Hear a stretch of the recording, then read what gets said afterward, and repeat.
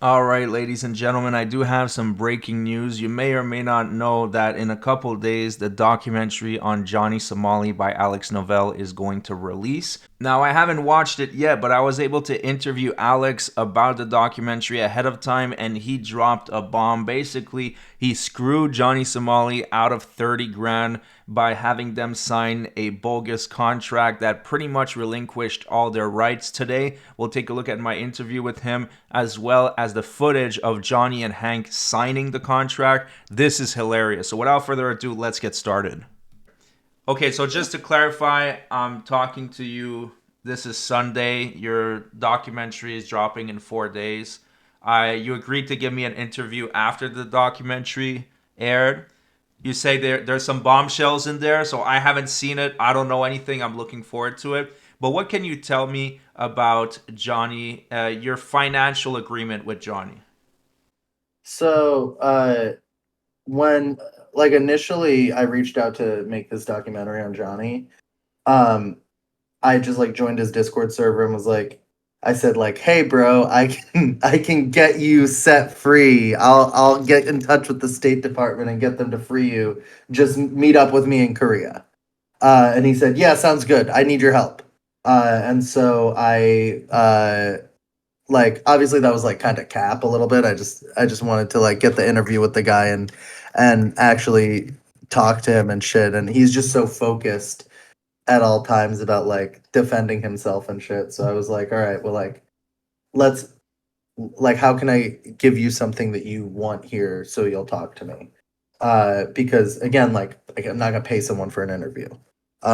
So that was like the premise initially. I book a So flight just to to Korea. clarify, you promised him something that you knew you couldn't deliver. Well, yeah, but I don't have a problem with him. You know I don't like no, no, Johnny. no, no. Well, I find that hilarious.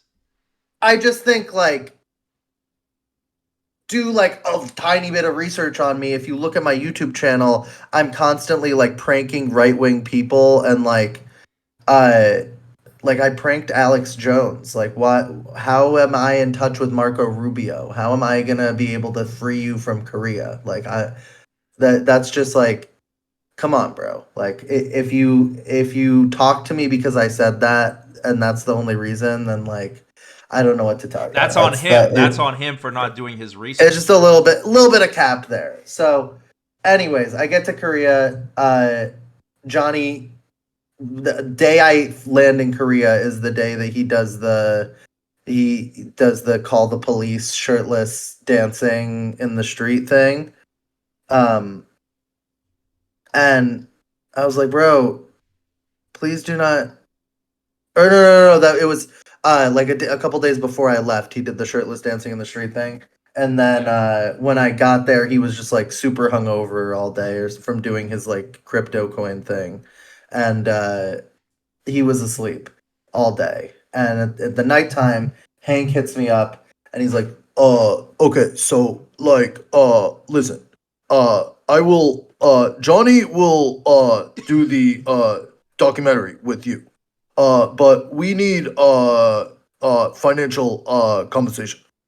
Oh my god. Um, Let me just say that your imitation of him is on point. That is fucking hilarious.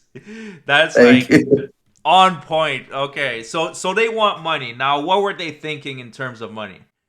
So I was like sitting in the car with Mondo and we're like, we're ready to come interview you, Johnny. And Hank's like, listen, Johnny wants like $30,000 to do an interview. Can you do that? And I was like, no. What? That way we just didn't discuss like any type of payment at all before. Wait, you guys are jumping this on me now after I flew my ass out to Korea? Like what? And he was like, "Yeah, that's the only thing that Johnny will take to do the movie is we need to get paid." And I was like, "Well, I can't pay you, but how about this? If the movie gets put on Netflix or Hulu, which it probably will. I mean, come on, what's the Johnny Somali story we're talking about here? Uh, then we can sign a deal that you guys will be compensated." And that was enough for them. So I just when I they when they were when we went to go film at Johnny's lawyer's office, they were like, "Please bring a contract for us to sign from the network.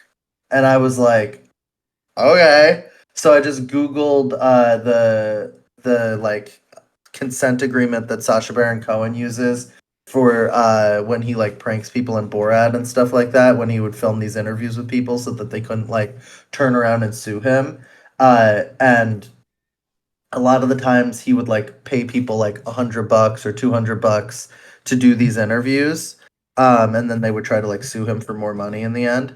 And so like there was already this part about payment in at the top. So I just said like they'll get 20% of the gross revenue of the film if the film were sold to a network. And then at the bottom of it before like they put their signature, it says like I recognize that any and all promises made by the filmmaker do not reflect any deal really made. So it's like a bullshit contract. Yeah. Here I have it right here. So And I had them they sign it read on camera. Did they read it? Not really. I mean, Johnny's lawyer read it, and he was like, it seemed like he said he thought it was fine, but bro spoke Korean, like.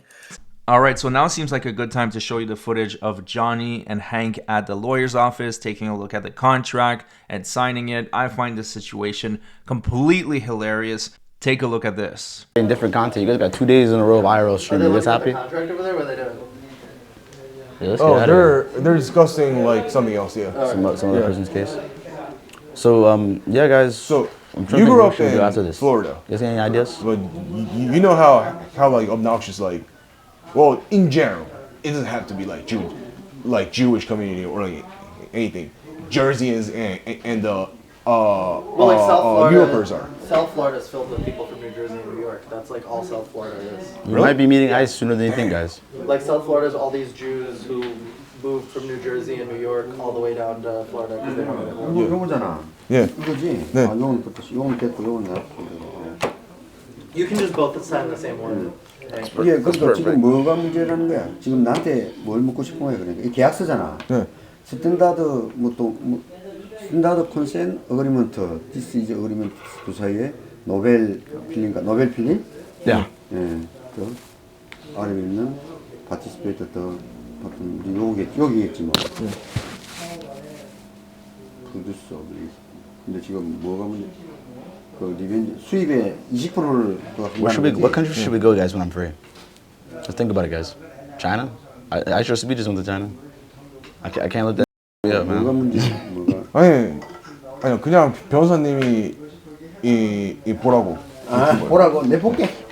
They can't put an American in jail. They Bro, can't do I'm it. so glad that your family moved down to Florida, bro. Hey, Johnny, please tell me where in the South Korean law it says that you cannot put an American in jail. I'll wait. Anyways, it looks like the lawyer read it and it was good enough for him, but I'm not saying he's a bad lawyer. I'm just saying maybe he misunderstood a couple words because this is definitely a contract that only benefits Alex. It's not like my life has not been destroyed by this. I still, it's not made me 사인한다고 stronger. 이거 복사해가지고 얘한테 하나 주고 Jail time. It's almost 변호사님이 하나 가지고 있으라고. it's more than a double. 왜냐면 변호사님이 It's giving you all of this fame and attention and all this 왜냐면 stuff 뭐 that you wanted. 법적인 일이 생기면 while 변호사님 getting to walk away 통해야 pretty 되니까. much scot-free. Well, I don't know. I feel like I don't even want to say scot-free because nothing I've done warrants prison time, you know? It's ridiculous. It's a fine at most. Come on, like, let's be honest. That's what I've heard from multiple legal professionals. You ready to sign the hand? Can we get out of here? Yeah, I'm reading through number 2. What do you want to do after this? You want to go to the police station or And give them the watch? probably not today. Probably not today. Let's do another day. I feel like it's not that important. Yeah, whatever you guys want to do, I'm along for the ride. I kind of want to rest because of my throat, you know. Yeah. But I definitely do want to go like out there tomorrow though. Cool, yeah. You want to sit right here and talk to the camera, Hank? I'm going to use the bathroom real quick. I'll be right back. Just keep them to 10. I'll be right back. Fab said he wants you to switch to the server. Okay, bet. When I get outside, I will. Yeah. Bet. So number 2 is saying that you hold every So that's where the footage cuts off, and you can clearly see that they signed it. Now let's get back to the interview because trust me, there's a lot more you're going to want to see. Yeah, it says this entire agreement between the participant and producer acknowledges that anyone entering into it is not relying upon any promises or statements made by anyone about the nature of the film, of the identity of any of the other participants or person involved in the film. Um, any alleged deception, such as or surprise about the film or this consent agreement, breach of alleged moral rights, or tortious wrongful interference with any contracts, business of the participant. So it just relinquishes me from any like anything. If they wanted to sue me after making this, if they want to come after me and say, you need to give us your ad revenue off the documentary, I would say, well, they signed this thing saying I don't have to do any of that, and they relinquished all their rights to me. I mean, well played.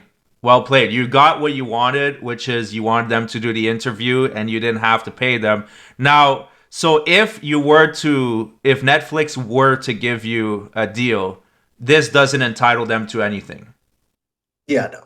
Nothing. It would be meaningless because again, like it's an agreement that's signed between like a film producer and a participant of the film, and the basis of the whole agreement is basically just that like they're agreeing to relinquish all of their liability and participate in the film upon with the promise of, so it says in exchange for the producer's obligation to pay a participation fee of the amount of 20% revenue upon the sale of the film, the participant agrees as follows. And then it says at the bottom that they don't rely on any promises made by me. So it's almost like I say at the beginning of the agreement, yeah, you get this, but then at the end it says, well, you might not, but still sign it anyways. That is hilarious.